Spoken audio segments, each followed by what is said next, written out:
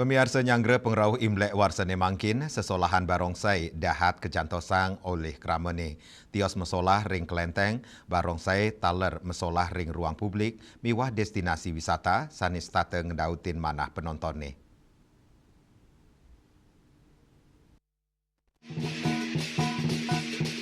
Sesolahan barongsai, miwah naga utawi liong, memargi meriah ring pelabuhan Tua Buleleng, Singaraja.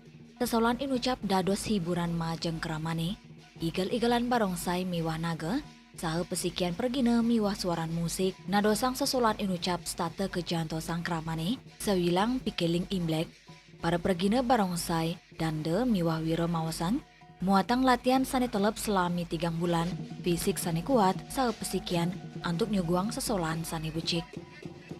Saya bisa pemain belakang barongsai sama pemain naga. Saya bisa main musik sama main naga. Bagi saya kesulitannya ya mengombinasikan dengan pemain depan saat ambil akrasi gerakan atau ekspresi. Itu yang perlu lebih dipelajari lagi. Itu miskomunikasi sama tim di naganya sih. Yang pertama fisik. Ya, Fisik harus kuat sama teknik dasar udah harus dikuasai. Yosiwano, anak alit taler sarang ring sesolahan barongsai inucap.